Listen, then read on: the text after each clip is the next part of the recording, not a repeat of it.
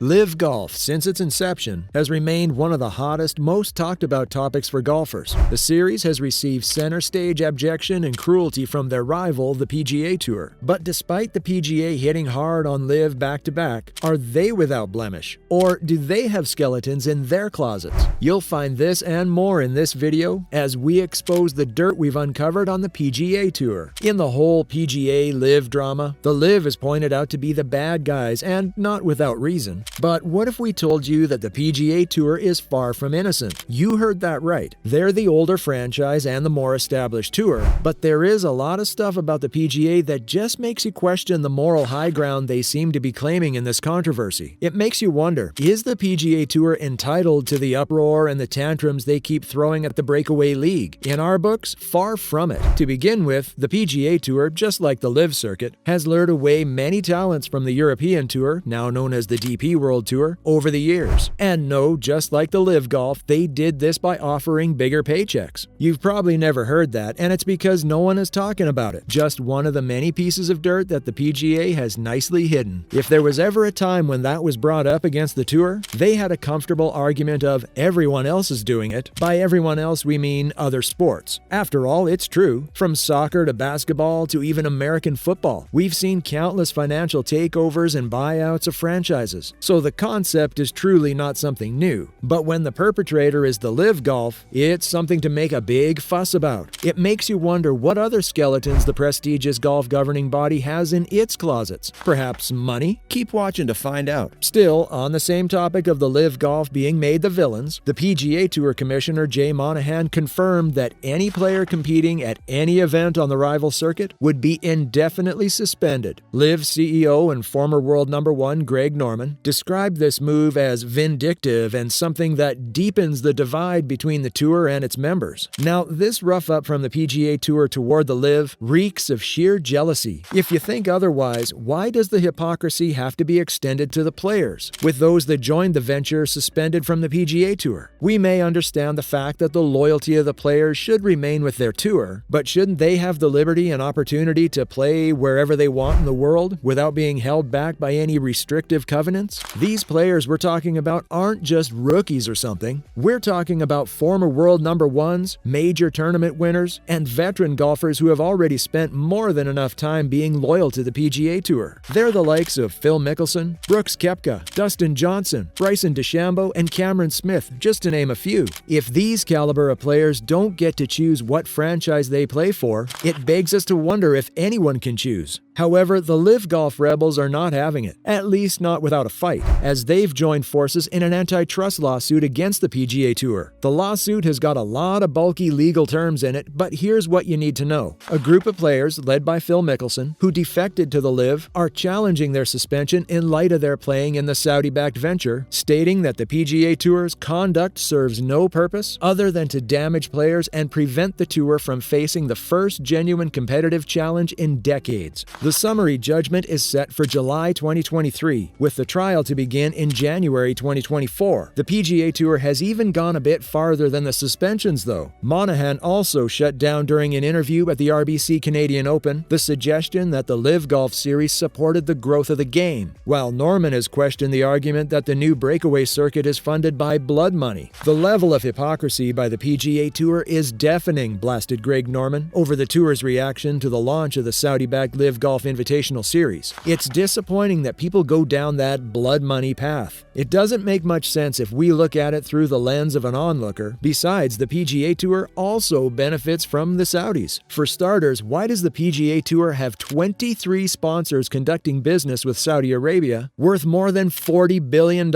Shocking, right? But it's totally cool because it's the hallowed PGA Tour we're talking about. Again, why is it okay that the largest sponsor of women's golf in the world, Aramco, is a Saudi sponsor? Or does Jay Monahan want to meet with the CEOs of each of the 23 firms investing in Saudi Arabia and suspend or prohibit them? Maybe you could help us answer some of these questions. But for real, the LIV keeps daring the PGA and doing it in no small way. Saudi Arabia's sovereign wealth pumped an investment of over $2 billion into the new circuit, which recently unveiled plans to scale up to a 14-tournament schedule this year. And that's not even all. They also hold stakes in Twitter, Boeing, Uber, Facebook, and Citi, the first ever global partner of the President's Cup. As if that's not enough, the LIV circuit keeps going in and challenging the monopolists, which is the PGA Tour. Even former President Donald Trump publicly endorsed the circuit with numerous LIV events held at Trump-owned properties. As for the bigotry and insincerity in all of this, it speaks volumes. And really, golf is going nowhere with this intentional divide. For clarity's sake, LIV Golf Investments is self-sufficient and will not be held accountable to the Saudi government or Mohammed bin Salman Al Saud, Greg Norman told Jamie Weir. To make matters worse, the so-called PIF, Public Investment Fund, which the PGA Tour seems to be making a lot of fuss about, has the tour's top sponsors enjoying a great working relationship and seeking more commercial opportunities from it and even with the Saudi government. This delicate information was also disclosed in an interview with Piers Morgan Uncensored, the Australian. PIF has invested in countless overwhelming business opportunities in the United States directly or indirectly. In fact, Norman disclosed that 1/3 of the country is a benefactor of these investments. If you want us to spell out some of these sponsors, we will. For one, take a good look at the U.S. Tour's title sponsors. Most of their business relations are with Saudi Arabia, and some have footprints inside the kingdom. The PGA Tour's biggest brand, FedEx, the title sponsor of the season-long FedEx Cup race, and the postseason's first tournament, the FedEx St. Jude Championship, has a direct presence in Saudi Arabia. And not just the big money postseason and FedEx. In fact, the 3 tournament series are completely title sponsored by brands with a presence in the kingdom. Do you want to talk about the BMW Championship, the second round of the FedEx Cup playoffs? The German-owned car manufacturer also has a presence in Saudi Arabia with its own official Twitter account. Will the winners of this championship so far be said to have earned blood money? Your guess is as good as ours. Another is the Tour Championship presented by Coca-Cola, which also has a large-size marking in Saudi Arabia. In case you missed the point, the 3 big events which constitute the PGA Tour season-ending flagship series are all spearheaded by Saudi Arabia-allied companies, FedEx, BMW, and Coca-Cola. Can you wrap your head around this truth? Now scratch that.